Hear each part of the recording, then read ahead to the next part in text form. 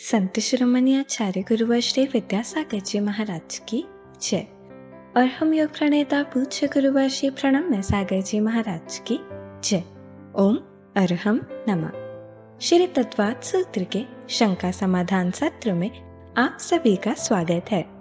आज पूज्य श्री के द्वारा आपकी की गई शंकाओं का समाधान किया जाएगा। यदि आप भी अपनी शंकाएं भेजना चाहते हैं तो विजिट कीजिए ttv.arham.yoga और हमारे शंका समाधान फॉर्म को फिल कीजिए। सत्र संबंधी शंकाओं का समाधान स्वयं पूज्य श्री करेंगे। इस कक्षा की सभी जानकारियां जानने के लिए आप हमारी वेबसाइट ttv.arham.yoga को विजिट कर सकते हैं। आप हमारे व्हाट्सएप ग्रुप भी ज्वाइन कर सकते हैं cut.ly/तत्वात् पर। दिन 20 मई शुक्रवार से प्रतिदिन एक प्रवचन का रिवीजन किया जाएगा और जून 5 दिन रविवार को रात्रि 8 बजे मिड टर्म एग्जाम होगा। यदि आपने अभी तक अभ्यास प्रश्न पत्र अटेम्प्ट नहीं किए हैं तो जरूर कीजिए। अपने ज्ञान को कसौटी पर कसने के लिए और आकर्षक उपहार पाने के लिए आप अपने सभी मित्रों संबंधियों को इस एग्जाम के लिए प्रेरित कीजिए। इस कार्यक्रम के प्रसारण में पुण्यार्चक बनकर आप धर्म प्रभावना कर सकते हैं और पुण्य अर्जन भी कर सकते हैं। आप टीम अरहम को 9810436940 पर संपर्क कर सकते हैं। चलिए पूज्य गुरुवर के चरणों में चलते हैं। नमोस्तु मुनिश्री लीना जैन जी दिल्ली से प्रश्न करती हैं, क्या हम स्वयं को भव्य मान सकते हैं? स्वयं को भव्य मान सकते हैं, ये सकने वाली बात तो होनी ही नहीं चाहिए। हमको स्वयं को भव्य ही महसूस करना चाहिए। और आपको ये बताया है कि भव्य जीव की पहचान है कि वह सांसारिक सुख की इच्छा ना करे, मोक्ष सुख की इच्छा करे। मानने से क्या होगा? जो उसका लक्षण है वो आपके अंदर घटित होना चाहिए। और वह लक्षण अगर आपका घटित हो जाएगा तो आप इसी समय पर भव्य हैं। और अगर लक्षण अभी घटित नहीं हो रहा है, आगे घटित होगा, तो हो सकता है कि आप भव्य हैं तो वह भव्यता आपकी आगे उद्घाटित होगी। लेकिन आपको अपने बारे में कभी भी नेगेटिव थिंकिंग नहीं रखना चाहिए। स्वयं के बारे में नेगेटिव थिंकिंग रखना अपनी सुसाइड करना है। समझ में आ रहा है? इसलिए सभी लोगों को स्वयं को भव्य मान करके अपनी भव्यता को उद्घाटित करने का यथासंभव प्रयास करना चाहिए। नमोस्तु मुनिश्री साधना जैन जी गुड़गांव से प्रश्न करती हैं, अयोग्य केवली में असिद्धत्व भाव कैसे होता है? अयोगी केवली भी थोड़े समय के लिए वह योगों से रहित हुए लेकिन अभी सिद्ध नहीं बने। उनके लिए उस अयोगी केवली नाम का जो 14वां गुण स्थान है उसमें कर्म की निर्जरा हो रही है। कर्म उनसे उस समय पर हट रहे हैं। लेकिन अभी वह कहना चाहिए बिल्कुल लास्ट का जो प्रोसेस है अयोग केवली का वो हो रहा है। बस वह हो जाएगा, उसके बाद में वह सीधे सिद्ध भगवान बन जाएंगे। तो सिद्ध भगवान बनने का मतलब है कि उनकी आत्मा में कुछ होना नहीं, जो होना था सो हो चुका। अयोगी केवली गुण स्थान में कर्म की सारी निर्जरा हो रही है और वह अंतिम क्षण है जिस समय पर वो बिल्कुल अपनी आत्मा को साफ कर रहे हैं। और उनकी आत्मा साफ होने के बाद में वह सिद्ध बनेगी।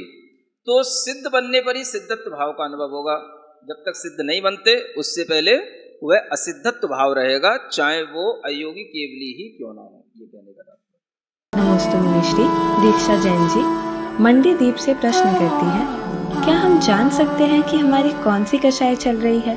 जैसे हम संचलन कषाय जान सकते हैं कि वो 48 मिनट में समाप्त हो जाती है, पर अंतानुबंधी कषाय कैसे जाने? आज से 6 महीने पहले मेरी किसी से लड़ाई हुई, वो मुझे अभी तक याद है।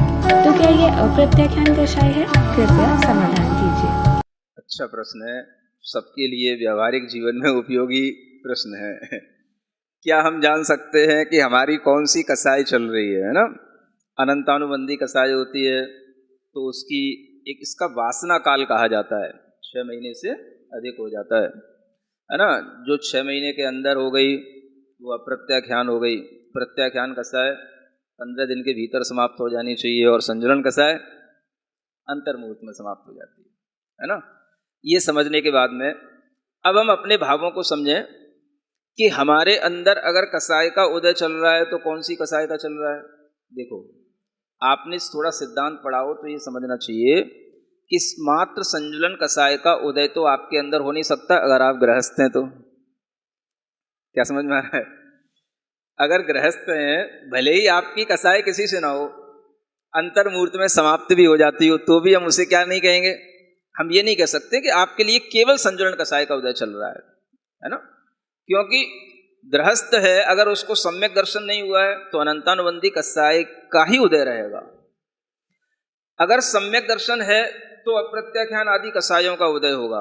तो आप ये सोच के रखो कि हमारे अंदर जो कसाएं चलती हैं वो निचली कसायों का अभाव होने पर, यानी जैसे अनंतानुबंधी कसाय है, इसका अभाव होने पर आगे की सारी कसाएं रहेंगी, अप्रत्याख्यान, प्रत्याख्यान, संजुलन, है ना। अब उसी में आपको ये लगा लेना पड़ेगा कि हमें सावधानी रखनी है अनंतानुबंधी कसाय से। आप अभी एकदम से संजुलन कसाय की चिंता में मत पड़ो, क्योंकि ये कसाय तो केवल और केवल मुनि महाराज के लिए रहती है। आपको चिंता इतनी करनी चाहिए कि हमारे अंदर अनंतानुबंधी कसाय का उदय न हो। तो अनंतानुबंधी कसाय का भाव यह है कि हम अपने अंदर किसी से कसाय द्वेष रूप में भवों भवों की ना बांधें। सुन रहे हो? अब देखो, एक अच्छी बात बता रहा हूं। आपने ये कैसे सोच लिया कि कसाय का मतलब केवल किसी से लड़ाई झगड़ा करना ही है और कसाय का मतलब किसी से बैर बांधना ही है? क्या आपने ये नहीं सीखा कि कसाय द्वेष रूप भी होती है और राग रूप भी होती है? अगर किसी से आपको झगड़ा हो गया, वो झगड़ा तो आपने छोड़ लिया, चलो ठीक है, लेकिन अगर आपका किसी से तीव्रतम राग है और उस राग के कारण से आप ये भाव रखते हैं कि ये हमारे अंदर बना रहे, जन्म जन्म तक बना रहे, तो वो भी तो आपके लिए कसाय हो सकती है।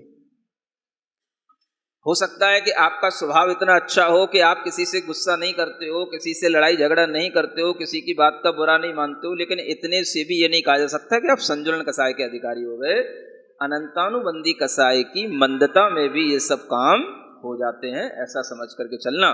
और कसाय का मतलब केवल द्वेष ही नहीं है, राग भी कसाय होती है, उसके लिए भी अपनी परीक्षा करना, तो आपको समझ में आएगा कि हमारे अंदर कौन सी कसाय का उदय चल रहा है। नमस्ते मुनिश्री, वंदना जैन जी सतना एमपी से प्रश्न करते हैं। अवसर्पणी व उत्सर्पणी काल के 6 काल में जो परिवर्तन होता है तो कैसे समझ में आता है कि कब दूसरा, तीसरा या आगे का काल शुरू हो गया है? हाँ, कैसे समझ में आएगा कि कब दूसरा, तीसरा, आगे के काल की शुरुआत होगी? 6 कालों का जो परिवर्तन होता है यह आयु के अनुसार भी होता है।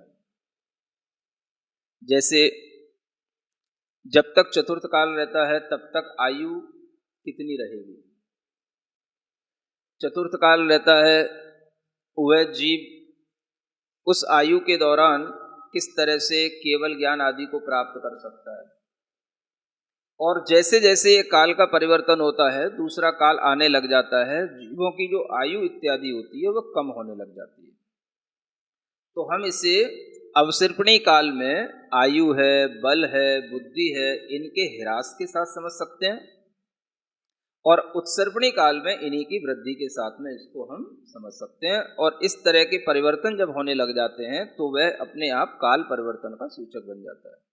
नमस्ते मुनिश्री, ज्योति दोहारे कोपर गांव से प्रश्न करती हैं। 6 माह 8 समय में जो 608 जीव निकलते हैं, क्या वे भव्य और अभव्य दोनों हो सकते हैं?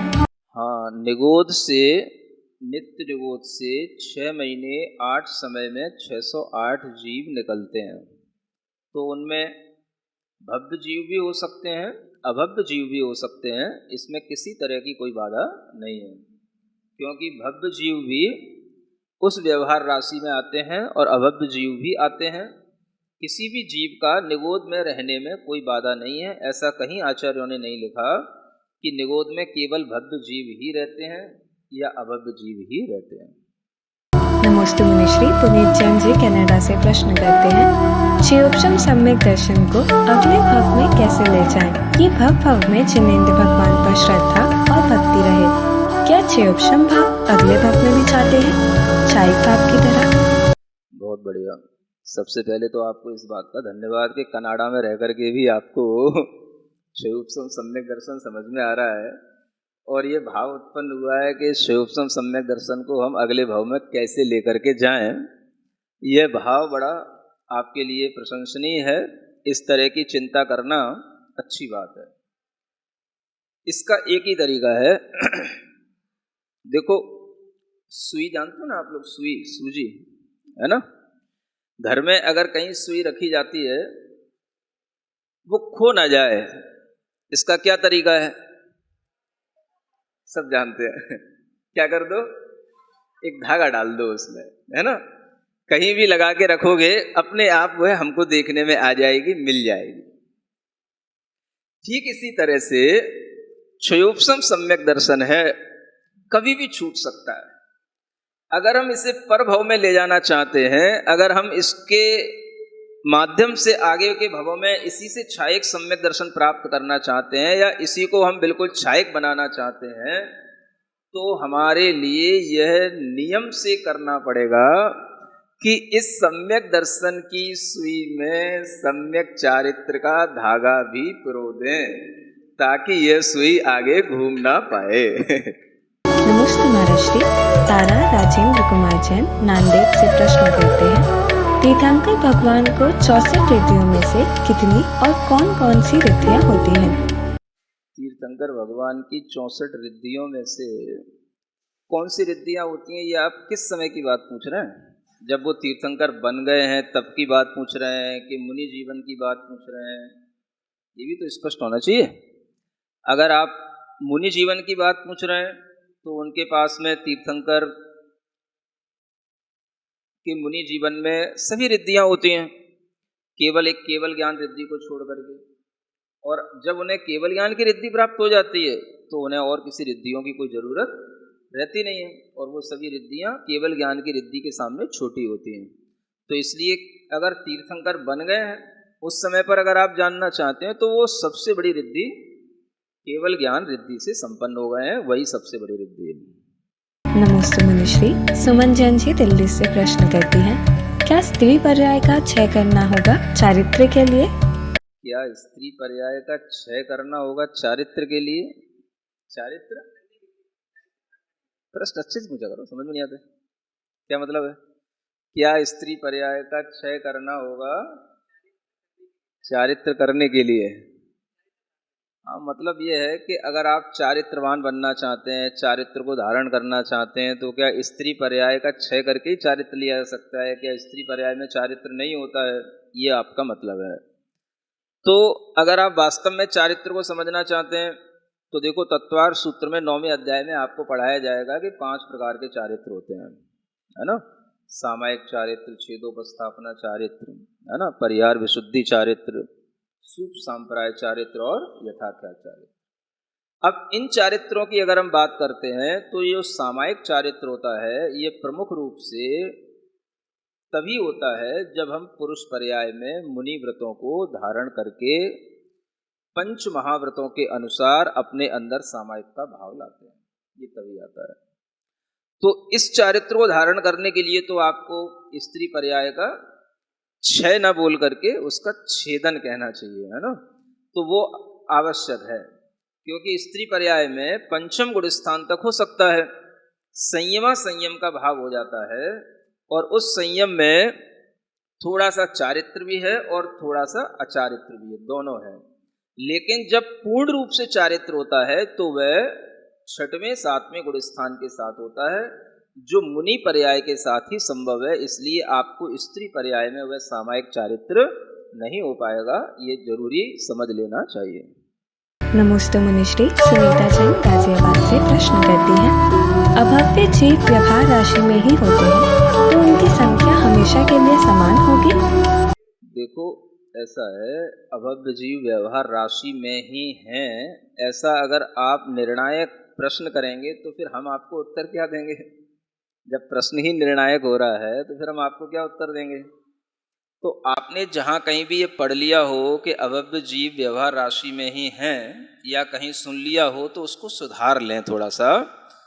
हो सकता है पहले भी हमारे सामने इस तरह के प्रश्न उत्तर हुए हैं, कुछ विचार हमारे सामने भी आए हैं, और अगर आप कभी हमारे भी प्रवचन सुने तो हो सकता है हमने भी एक बार पंडित रतनलाल जी बेनाडा जो हुए हैं उनके साथ चर्चा करने के दौरान कुछ उनकी बात को मैंने मान करके किसी एक प्रवचन में हमने बोल भी दिया था कि भाई पंडित जी ने जो बात कही है वो मुझे थोड़ी सी ठीक लग रही है।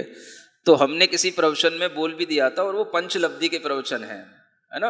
अगर उस प्रवचन में कहीं ये बात आ भी गई हो या कहीं आपने किसी में पढ़ भी ली हो तो हम उस बात को बाद में सुधार भी सकते हैं, क्योंकि फिर बाद में हमने चिंतन किया, सोचा कि हमें ऐसा कहीं भी आगम में लिखा हुआ नहीं मिलता कि जितने भी अभव्य जीव हैं वो सब व्यवहार राशि में आ चुके हैं। तो ये कोई आगम में उल्लेख नहीं मिला, इसलिए हमें ये बात समझ में नहीं आई, और आपको भी इसी रूप में स्वीकार करना चाहिए कि ऐसा कोई आगम का कथन नहीं है कि अभव्य जीव सारे के सारे व्यवहार राशि में आ चुके हैं और भव्य जीवों से ही सब नित्य निगोद जीव भरे हुए हैं। ऐसा नहीं है। आप लोग भी अपनी धारणा में थोड़ा सा परिवर्तन करने की कोशिश करें। हमने तो कर ही लिया, आप भी कर लें, है ना। नमोस्तु मुनिश्री ज्योति लोहारे कोपरगांव से प्रश्न करती हैं, अभव्य व्यवहार राशि में है, इस वाक्य से क्या समझा जाए? इस वाक्य का अर्थ क्या है? व्यवहार राशि का मतलब ये होता है कि जैसे अब वो कुछ संसार में उस अंधकार से खान से निकल करके आ गया। जैसे खान होती है सोने की है या किसी भी और धातु की है, अब वो बाहर निकल के आ गया तो वो किसी ना किसी के द्वारा जिएगा, मरेगा, ये व्यवहार राशि में होता रहता है। तो व्यवहार राशि होने का मतलब है निगोद से निकल के आ जाना, माने 2 इंद्रिय 3 इंद्रिय त्रस जीव में पर्याय में आ जाना, व्यवहार राशि है। इसके माध्यम से उसने कम से कम अपने लिए उस निगोद का जो अंधकार था वहां से निकल के तो आ गया, और वह जो है कम से कम अपना एक ऐसा जीवन तो जीने लगा कि जिसमें एक जीव के लिए एक शरीर तो मिले। यही व्यवहार राशि समझ लेना चाहिए। उससे पहले तो वह अनंत जीवों के साथ में एक शरीर को धारण करने वाला रहता था। तो इस तरह का जो अंधकार से बाहर निकलने का आना, निकल करके आना, इसी का नाम ही व्यवहार समझ लेना चाहिए। इसी को व्यवहार राशि कहते हैं। नमोस्तु महाराष्ट्री सुनीता जैन जी गाजियाबाद से प्रश्न करती हैं, दुखमा के बाद पृथ्वी, मनुष्य आदि जीव नष्ट हो जाते हैं तो फिर ये जीव किस गति में जाते हैं? उस गति में उन जीवों की संख्या सीमित नहीं है? आपने जो कुछ भी सुना है वह सत्य तो सुना है, लेकिन कभी भी जीवों की संख्या में कोई भी अंतर इसलिए नहीं पड़ता क्योंकि संसार बहुत बड़ा है। कोई भी पृथ्वी का एक जीव, जल का एक जीव कहीं पर भी मरते हैं तो बहुत बड़ा जल दुनिया में बहुत जगह फैला हुआ है। समुद्रों की कमी है क्या? कि द्वीपों की कमी है? किस चीज की कमी है? पृथ्वियां भी बहुत सारी हैं, जल भी बहुत सारा है, तो किसी भी गति में वह जीव जाकर के किसी भी दूसरे स्थान पर उत्पन्न हो सकते हैं। तो उनकी गति में जहाँ जहाँ पर उन्हें उत्पन्न होना है वह स्थान बदल जाते हैं, जीव वही रह सकते हैं। इसलिए आपका ऐसा सोचना ठीक नहीं है कि कोई एक जगह से जीवों की संख्या कम हो गई या एक गति में जीवों की संख्या बढ़ गई। जीवों की संख्या का जो बैलेंस है वो हमेशा नियत रहता है और वो वैसा ही बना रहता है। नमस्ते मुनिश्री रजनी कासलीवाल जैन जी प्रश्न करती हैं, स्वभाव और स्वभाव में क्या अंतर है? विद्वान हो गए दिल्ली के। स्वभाव में और स्वभाव में अंतर समझाइए। देखिए, बात तो वैसे देखी जाए तो दोनों एक ही हैं, स्वभाव कहो या स्वभाव कहो, लेकिन कभी कभी स्वभाव जो होता है, हम जब बोलते हैं तो ये हमारा स्वभाव जो है कभी कभी बिगड़ा हुआ भी स्वभाव कहलाता है। बिगड़े हुए स्वभाव को भी हम स्वभाव कभी कभी कह देते हैं, नहीं समझे? जैसे किसी का स्वभाव हमेशा चिड़चिड़ाने का है, तो हम क्या बोल देते हैं, भाई ये हमेशा चिड़चिड़ाता रहता है, इसका स्वभाव चिड़चिड़ाने का है। तो स्वभाव तो नहीं हो गया उसका चिड़चिड़ाने का, लेकिन हम उसको क्या बोल दिए, चिड़चिड़ाने का इसका स्वभाव हो गया। तो इस तरह से जो ये स्वभाव बोला जाता है, ये स्वभाव भी विभाव को ही हम स्वभाव बोल रहे हैं। लेकिन स्वभाव क्या है? जो स्व माने अपनी आत्मा का भाव हो वह स्वभाव कहलाएगा। और जो भाव कर्म के उदय से उत्पन्न होता हो, संसार दशा में पैदा होता हो, वह आपकी भाषा में बोलने वाला स्वभाव कहलाएगा। लेकिन दोनों चीजें केवल टोन में अंतर लाने से है, शब्द तो वही है स्वभाव। तो वास्तव में आपको स्वभाव का मतलब ही समझना चाहिए, स्व माने जो अपनी आत्मा का भाव हो, अपना भाव हो, वह स्वभाव कहलाता है। नमस्ते मुनिश्री, किरण चैन गुवाहाटी से प्रश्न करती है, त्रिपर्याय का छेदन का उत्कृष्ट मार्ग क्या है?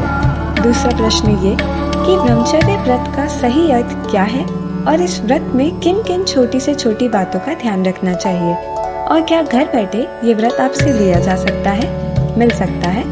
उम्र 44, गृहस्थ, कृपया मार्गदर्शन करें। 2 प्रश्न हो गए, बड़े बड़े प्रश्न हो गए। स्त्री पर्याय को छेदन करने का उत्कृष्ट मार्ग क्या है?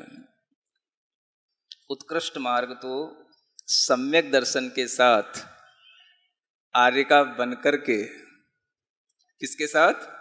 सम्यक दर्शन के साथ आर्यिका के व्रतों को धारण करके उत्कृष्ट तपस्या करना, ये उत्कृष्ट मार्ग है ना। अब आपने उत्कृष्ट पूछा तो उत्कृष्ट बता दिया। अब इससे उत्कृष्ट तो आपकी पर्याय में और कुछ हो नहीं सकता। अब दूसरा जो प्रश्न है कि ब्रह्मचर्य व्रत को हम कैसे धारण कर सकते हैं, घर में भी रह करके हम कैसे बच सकते हैं, तो जो छोटी छोटी बातों से कैसे बचना चाहिए, वो छोटी छोटी बातें कौन सी हैं? आपके लिए घर में रहते हुए 5 इंद्रियों के विषय आपको अच्छे ढंग से मिलते हैं, क्योंकि घर होगा तो घर में और भी लोग होंगे, सबके अपने अपने शौक रहते हैं, घर में सभी साधन भी रहते हैं। आपको ब्रह्मचर्य व्रत का मतलब ये समझ करके कि हमें कभी भी किसी भी पर पुरुष से आकर्षित नहीं होना। चूंकि आप स्त्री हैं इसलिए आपके लिए विशेष रूप से फोकस करके कहा जा रहा है कि पर पुरुष के प्रति हमारे अंदर ऐसा राग भाव उत्पन्न नहीं होना कि हमें इसका समागम मिले, ये हमें अच्छा लगता है, इससे बोलना अच्छा लगता है, इससे मिलना जुलना अच्छा लगता है, ये हमारे लिए हमें ऐसा ही मिलता रहे, इस तरह का भाव नहीं करना। जो भाव हमारे लिए राग की वृद्धि के साथ होगा, वो भाव हमारे लिए ब्रह्मचर्य में दोष लगाएगा। अब इस भाव से अगर आप बचना चाहते हैं तो आपके लिए उन सब साधनों से बचना होगा जिनसे राग भाव की अधिकता आती है, और वो साधन आप जानते हैं। सबसे बड़ी चीज है टीवी, मोबाइल। इन साधनों से आपको बचना होगा, क्योंकि इन्हीं में आप तरह तरह के लोग देखेंगे, तरह तरह की एक्शन देखेंगे, तरह तरह से आपके अंदर इंटरेस्ट आएंगे, तो आपका मन किसी पे भी गिर पड़ेगा। समझ आ रहा ना? अब कोई भी हीरो है, कहीं दूर बैठा है बॉम्बे में, अब उसके ऊपर आपका मन गिर पड़े तो वो क्या करे? लेकिन आपका अपना ब्रह्मचर्य तो छूट गया। तो ये सोच करके हमें कभी किसी भी पर पुरुष को ना तो प्रलोभन में लाना और ना ही हमें उससे किसी भी प्रकार से मोहित होना। ऐसा विचार करके अगर आप 5 इंद्रिय के विषयों से बच करके अपनी साधना करते हैं तो आपके लिए वर्तमान में भी घर में रह करके ब्रह्मचर्य व्रत का अच्छे से पालन हो सकता है। इसमें कोई बाधा की बात नहीं है, और अनेक लोग करते भी हैं। घर बैठे व्रत तो लिया जा सकता है, क्योंकि लेने वाले की मुख्यता है, देने वाले को तो क्या है, आशीर्वाद ही देना है। नहीं समझ में आ रहा है? चाहे सामने लेकर के ले लो, चाहे ऑनलाइन ले लो, हमें क्या फर्क पड़ रहा है। लेकिन अगर आपके अंदर इस तरीके का भाव आ रहा है कि हम ये व्रत लेकर के भी, ऑनलाइन लेकर के भी, घर बैठे लेकर के भी दृढ़ता से पालन कर सकते हैं, तो आप अवश्य कीजिए। आपके लिए बहुत बहुत आशीर्वाद। नमस्ते मुनिश्री, शशि जैन जी दरियागंज से प्रश्न करती है, सम्यक ज्ञान के बाद अर्थ पुद्गल परावर्तन काल शेष रह जाता है, तो क्या इस बीच में निगोद भी जाना पड़ सकता है? सम्यक ज्ञान की बात न कह करके एक बार मिथ्यात्व का उपशमन हो जाता है, सम्यक दर्शन हो जाता है तो सम्यक ज्ञान हो ही जाता है। मुख्य रूप से प्रश्न इसी तरह से होना चाहिए, सम्यक दर्शन होने के बाद, है ना। अब चूंकि सम्यक दर्शन सम्यक ज्ञान सब साथ में हो जाते हैं इसलिए आप बोल रहे हैं। अर्ध पुद्गल परिवर्तन काल रह जाता है तो क्या बीच में निगोध भी जाना पड़ सकता है? अर्ध पुद्गल परिवर्तन काल के बीच में निगोध की यात्रा भी हो सकती है ना। और उस निगोध से उतने ही काल के बीच में निकल करके भी आया जा सकता है, क्योंकि इस तरह के भी कुछ सिद्धांतों से बात सिद्ध होती है कि सम्यक दर्शन प्राप्त करने के बाद भी जीव मिथ्यात्व को प्राप्त करके उस सम्यक दर्शन को छोड़ के निगोध आदि पर्याय में भी जा सकता है। यह कुछ इस तरह से सिद्धांत से सिद्ध होता है। और फिर वहाँ ऐसा जरूरी नहीं है कि वहाँ पर उत्कृष्ट काल तक ही रहा जाए, कुछ काल रहने के बाद भी वहाँ से निकल करके आया जा सकता है और वो आ जाता है। सिरिजिण वाणी जग कल्याणी जग जन मदतम मोहरी जणमण हारी गढ़हर हारी जम जरा भव रोग हरी तिथ्य राणम दिव्य झुणिम जो पड़ई सुणई मय्ये धारई राणम सौख मणंतम धरिय सासद मोक्ष पदम पावई सासद मोक्ष पदम पावई।